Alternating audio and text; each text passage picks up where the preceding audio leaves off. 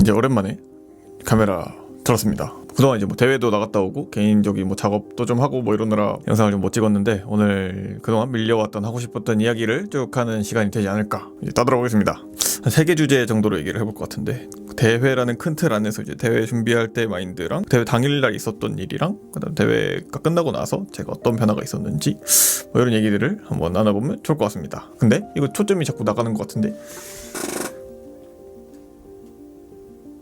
뭐 대회라던가 저에 대해 잘 모르시는 분들을 위해서 짧게 소개를 하자면, 저는 서울에서 영상을 만들면서 이제 가르치는 일을 하고 있는데 AI를 굉장히 많이 쓰는 편이에요, 실무에서. 그러다 보니까 이제 최근에 AI 잘 쓰는 사람들 모여라 하는 느낌으로 AI 탑100이라는 대회가 열렸고, 어떤 문제가 나오고 어떤 식으로 심사를 할지는 아무것도 공개되지 않은 상태에서 이제 3,000명 중에 100명을 선별해서 본선 대회를 열었어요. 저도 그 대회를 참가해서 이제 본선에 진출을 하게 됐고, 예선 때 나왔던 문제들은 진짜 실제 회사나 사회에서 일어날 법한 문제나 사건들을 해결하는 능력이었고, 전혀 예상하지 못했지만 운 좋게 이제 막 AI들을 잘 써서 통과를 했던 것 같고, 본선에서 아쉽게 입상을 하지 못했지만 어떻게 보면 올해 들어서 가장 의미 있는 경험을 하고 오지 않았나라는 생각이 들어서 한번 회고하듯이 싹 정리해보는 시간을 가져볼까 합니다. 아무튼 그런 대회가 있었고, 대회를 준비할 때 어떤 문제가 나올지를 도저히 상상조차 할 수 없어서 그냥 기존에 예선전에 나왔던 문제들을 다시 풀어보고, 그 예선전에 나왔던 문제가 좀 더 난이도가 올라가는 느낌보다는 좀 더 다양한 느낌의 문제가 나올 것 같다는 생각이 들어서, 이미지를 만든다던가 노래를 만든다던가 영상을 만드는 AI들을 조금 더 우직하게 파보고 공부를 하고, 예선전에 나왔던 문제들을 조금 더 빠르게 풀 수 있는 워크플로우 같은 걸 만들어서 이제 쉽게 말하면 예선이랑 비슷한 문제가 났을 때 딸깍하면 풀어주는 뭐 이런 느낌의 구조 정도만 만들어 두고 본선에 임했단 말이죠. 저는 이제 그런 문제가 나올 줄 알았어요. 카카오에서 주관을 했는데, 카카오랑 다른 재단에서 주관을 했는데, 그 카카오랑 재단의 유튜브 채널이나 영상 같은 걸 막 보여주고 거기에서 뭘 추출해라 이런 문제를 내지 않을까? 왜냐면 예선에서도 이제 엄청 긴 영상들을 주고 거기에서 어떤 정보나 문제를 푸는 그런 문항들이 나왔단 말이죠. 그리고 이제 뭐 노래 같은 걸 만들어서 그 노래나 콘텐츠를 잘 만든 사람은 특별상 주지 않을까? 뭐 이런 느낌으로 준비를 하고 들어갔는데, 제 예상은 하나도 맞는 게 없었고 제 예상들은 모두 빗나간 채로 저는 이제 약간 거기 문제를 이제 106명의 사람들이 풀었어요. 100명의 본선 진출자랑 뭐 6명의 게스트가 문제를 풀었는데, 문제를 보자마자 이제 106명 전원이 이제 경악을 금치 못하고 이제 탄식과 한숨이 막 나오는 그런 시간이 되었던 것 같습니다. 그래서 이제 혹시나 이제 내년 내후년도 이런 대회가 열리게 된다면 예선 문제랑 본선 문제가 굉장히 다르게 나오는 것 같고, 아쉽게도 막 생성령을 다채롭게 활용하는 이런 거는 광고 공모전 같은 데에서나 유익한 것 같고, 활용 능력 대회는 에이전트라던가 아니면 그냥 LLM 자체를 잘 활용하는 게 더 중요하지 않나라는 생각이 뭐 약간 지배적인 것 같은 그런 짧은 요약이라고 생각하면 될 것 같네요. 아무튼 이제 대회는 그런 식으로 마무리됐고, 대회를 뭐 문제를 제가 어떻게 풀었는지 제가 입상을 못했기 때문에 딱히 의미가 없는 것 같은데, 진짜 중요한 게 뭐냐라고 보면 그 문제들을 보고 그 문제를 어떻게 풀었는지 접근 방식들을 네트워킹 시간이 있었는데 거기서 나눌 수 있었고, 그리고 그 문제들과 그 문제 입상한 분들이 SNS를 시작하면서 문제를 한번 복귀할 수 있는 시간을 가질 수 있었거든요. 그게 저는 개인적으로 진짜 제 워크플로우를 통으로 바꿀 정도로 의미 있었던 시간이었던 것 같아요. 그러니까 이걸 좀 더 본격적으로 얘기를 하려면, 그 어떤 임팩트 있는 무언가가 당신의 그 뇌를 딱 때릴 정도로 뭔가 이제 약간 굉장한 충격이었냐라고 봤을 때, 물론 카카오도 준비를 잘 했고 거기 밥도 맛있었고 사람들도 괜찮은 사람들 많았지만, 일단 그 문제의 퀄리티가 굉장히 좋았어요. 그러니까 제가 이걸 아직까지도 이렇게 저기다 적어놓고 쓰고 있는데, 결국 AI한테 뭔가를 요청하는 방법을 잘 연구한 사람들, AI한테 뭔가를 잘 시키고 잘 지시하고 잘 명령을 내리는 사람들이 그 문제를 잘 풀었을 거란 말이에요. 다만 그 문제는 이제 일반인들이 생각하기에는 굉장히 이거 몇 달 걸리겠는데 싶을 정도로 완전 대량의 작업이었지만, 문제를 보니까 문제의 조건이나 특이사항들이 나오고, 그 특이사항 밑에 유의사항이 나오고 요구 조건들이 나오는 뭐 이런 식으로 문제가 되어 있고, 자료들은 조금씩 꼬아놓은 뭐 이런 형태였는데, 이 문제를 내는 게 보통 일이 아니었겠구나라는 생각이 들더라고요. 거기 나온 모든 문제들이 진짜 일상생활이나 혹은 실용 혹은 사회에서 충분히 일어날 수 있을 법한 문제들이었고, 그 해결 방법마저도 AI를 잘 쓴다면 이런 것들, 이런 모델을 만들어서 이렇게 접목시킬 수 있겠다라는 생각이 들었는데, 그때 당시에는 와 이게 뭐라? 뭐 예를 들면 그때 당시에는 진짜 멘탈이 나가서 보지를 못했어. 그러니까 문제 하나 예를 들어보자면 수천 개의 이미지 퍼즐 같은 자료들을 주고, 그 이미지들 속에서 이 칸에 들어갈 만한 이미지가 뭔지 골라라 뭐 이런 내용의 문제가 있었고, 그리고 이제 뭐 어떤 입국 수속을 밟는데 여권이나 어떤 그 입국 심사서 같은 PDF가 몇십 개 몇백 개가 있고, 그 안에서 이 조건에 충족하는 사람들을 골라라, 이 조건에 충족하지 않는 사람들을 골라라 뭐 이런 느낌의 문제들이 많았단 말이죠. 자세한 내용은 문제를 한번 찾아보시는 것도 저는 추천드립니다. 그렇게 9개의 문항이 있었고 거기에 다양한 문제들이 있었는데, 그걸 다 일반인이 노가다를 해서 푼다라고 했으면 몇 달이 걸렸을 내용인데 그걸 3시간 만에 풀어야 됐어요. 엄두가 안 나는 작업량이었단 말이에요. 저도 다 풀긴 풀었지만 굉장히 오류가 많았었을 것 같고, 제가 다시 돌아봤을 때 그 시험에서 요구하는 작업량 자체가 AI를 활용하지 않는다고 했을 때 상상조차 할 수 없는 엄청나게 많은 작업량이었단 말이죠. 그리고 돌아가서 AI를 잘 활용할 수 있다면 이 상상조차 하지 못할 많은 작업량을 처리할 수 있다라는 뜻이기도 했었어요.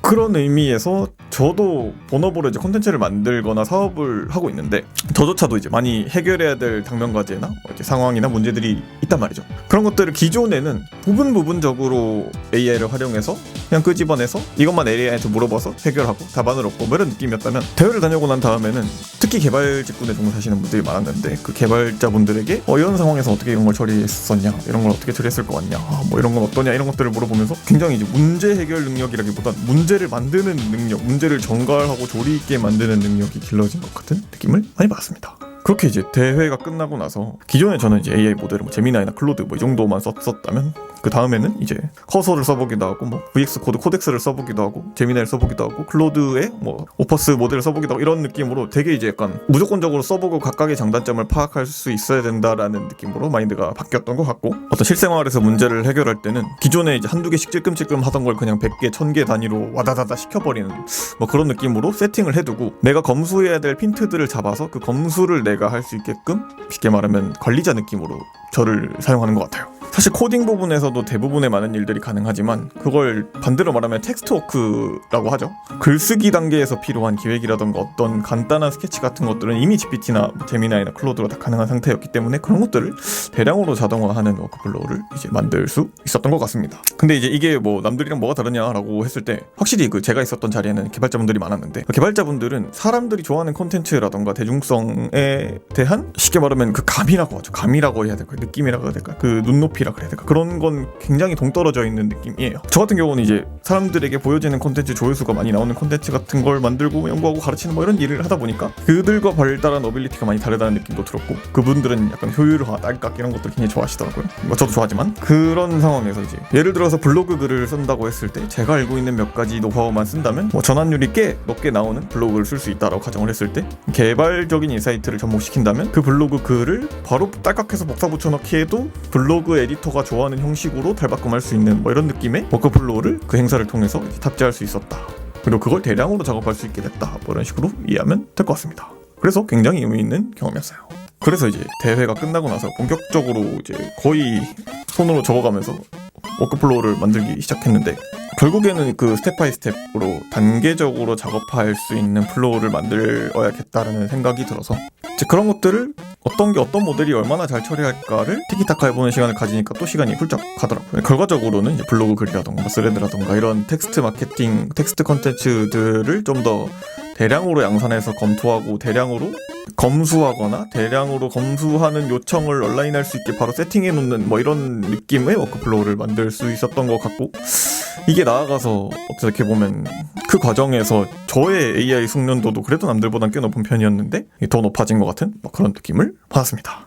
그래서 대회 준비하시는 분들은 혹시나 이제 미래에 이 대회, 이런 대회를 준비하신다면 진짜 그 스텝 바이 스텝의 구조를 잘 짜주시는 게 좋을 것 같아요. 그러니까 분명히 한계나 맹점 같은 걸 잘 알고 있는 상태에서, 예를 들면 클로드 4.5 소넷을 쓴다고 했을 때 너무 많은 요청을 하게 되면 얘가 아예 그냥 긴 글을 쓰는 게 아니라 그냥 찍 뭐 1번, 찍 2번, 찍 3번 이런 느낌으로 단락식으로 구성을 해버리는데, 그런 것들을 알고 변화시킬 수 있는 느낌의 능력을, 프롬프트 엔지니어링, 프롬프팅 능력을 가지고 있으면 좋겠죠. 뭐 그런 생각이 드는 이제 대회였다라고 이제 정리하면 될 것 같습니다. 그리고 이제 대회 끝나고 나서 후기나 이제 들었던 생각이나 인사이트 같은 얘기를 좀 해보자면, 일단 1번, AI 잘 쓰는 여자는 진짜 돈 많이 벌 수 있을 것 같아요.